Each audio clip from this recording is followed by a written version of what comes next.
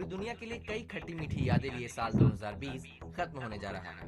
इसलिए हम दुनिया के उन्हीं सबसे यादगार लम्हों को दिखाने जा रहे हैं तस्वीरों की भाषा में। आप भी इस वीडियो के जरिए 2020 के उन यादों को ताज़ा करिए। जनवरी अमेरिकी ड्रोन हमले में ईरानी सैन्य कमांडर कासिम सुलेमानी की मौत हुई तो उनके अंतिम संस्कार में शामिल होने के लिए राजधानी तेहरान में भारी भीड़ इकट्ठा हुई।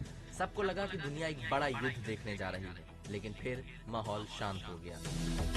फायर फाइटर की गोद में ये डरा हुआ कोआला मानवीय लालच की सबसे त्रासद तस्वीर बयान करता है। बेतरतीब रफ्तार से हो रहे जलवायु परिवर्तन के कारण ऑस्ट्रेलिया के जंगलों में फैली आग करीब 8 महीने तक जलती रही।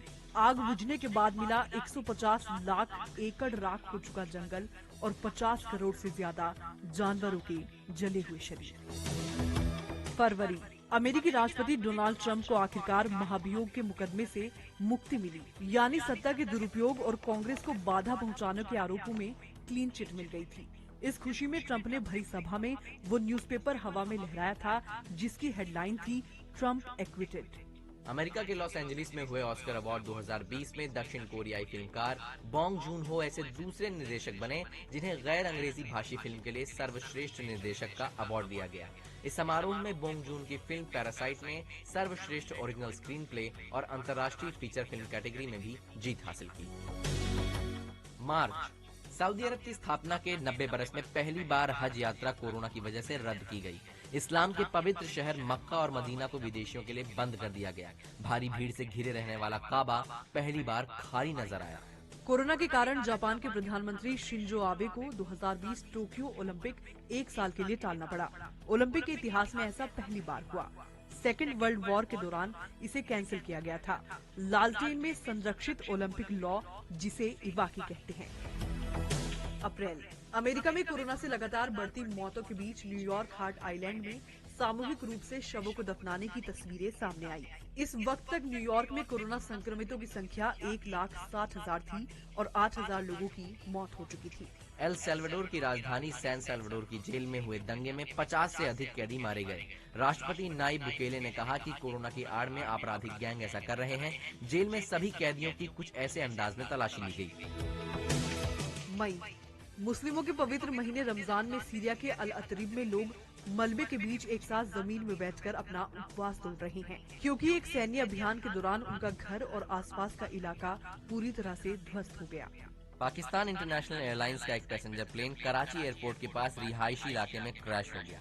इस दुर्घटना में 9 बच्चे समेत 97 लोगों की मौत हो गई थी। प्लेन 15 घरों को नुकसान पहुँचाते हुए क्रैश हुआ, जिससे मकानों में आग लग गयी। जून अमेरिका में अश्वेत जॉर्ज फ्लॉयड की हत्या के बाद पूरे देश में बवाल मच गया था। अश्वेत चारों तरफ सरकार के खिलाफ प्रदर्शन कर रहे थे। ऐसे ही एक प्रदर्शन के दौरान एक श्वेत जोड़े ने कैमरा थामे अश्वेतों पर बंदूकें तान दी। ये कोरोना वायरस के दौरान जून महीने में ब्राजील के मनौस के एक कब्रिस्तान का मंजर था। तब तक देश में 50,000 लोगों की मौत हो चुकी थी और देश भर में हर दिन करीब 100 लोगों की मौत हो रही थी। जुलाई नासा का मिशन मार्स 2020 फ्लोरिडा के केप कनेवरल में केनेडी स्पेस सेंटर से लॉन्च किया गया। इस मिशन में परसिवरेंस रोवर को मंगल की सतह पर भेजा गया। इस रोवर में 25 कैमरे, माइक, ड्रिल और लेजर लगे हैं।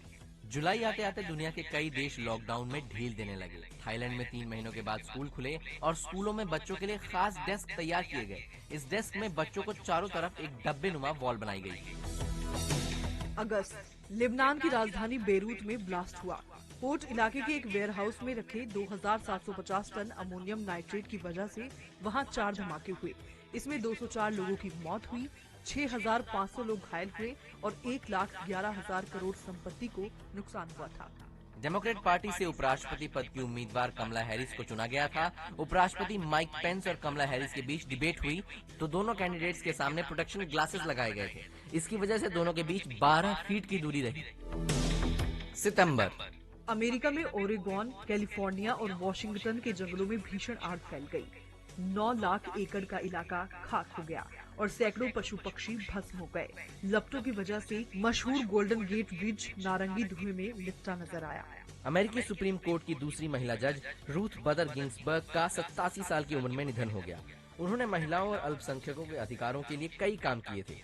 उनके निधन पर सुप्रीम कोर्ट के बाहर लोग उन्हें श्रद्धांजलि देने के लिए इकट्ठा हुए थे। अक्टूबर। कोरोना के कारण टली लंदन मैराथन अक्टूबर में हुई। 42.2 किलोमीटर की दूरी वाली इस मैराथन में दर्शकों को आने की अनुमति नहीं थी। कोरोना के कारण ब्रिटेन की महारानी एलिजाबेथ नहीं पहुंच पाई थी, इसलिए मैदान में उनका कटआउट लगाया गया था। कोरोना संक्रमित डोनाल्ड ट्रंप 3 रात अस्पताल में रहकर वापस लौटे और 10 दिन बाद ही फ्लोरिडा के सैनफोर्ड में रैली करने पहुंचे। रैली में अपने भाषण से पहले ट्रंप ने अपना मास्क उतारकर फेंक दिया। हालांकि इस बात की दुनिया भर में कड़ी निंदा हुई। नवंबर। महामारी के इस दौर के बीच अमेरिका में मतदान हो चुके थे और बैलेट पेपर पर वोटों की गिनती चल रही थी। अमेरिकी नागरिक वोटिंग के लिए इलेक्ट्रॉनिक सिस्टम पर उतना भरोसा नहीं करते, इसलिए वोटिंग बैलेट पेपर पर ही होती है। 2020 का अमेरिकी चुनाव यादगार रहा। ट्रंप को हराकर जो बाइडेन प्रेसिडेंट बने और कमला हैरिस वाइस प्रेसिडेंसी जीतने वाली पहली महिला, पहली अश्वेत व्यक्ति और दक्षिण एशियाई मूल की पहली महिला बनी। दिसंबर। दुनिया में सबसे पहले ब्रिटेन ने कोरोना की फाइजर वैक्सीन का टीकाकरण शुरू किया। मध्य ब्रिटेन के कोवेंट्री में स्थित यूनिवर्सिटी अस्पताल में उत्तरी आयरलैंड की 90 वर्षीय महिला मार्गरेट कीनन को पहली फाइजर बायोएनटेक की कोविड वैक्सीन दी गई है।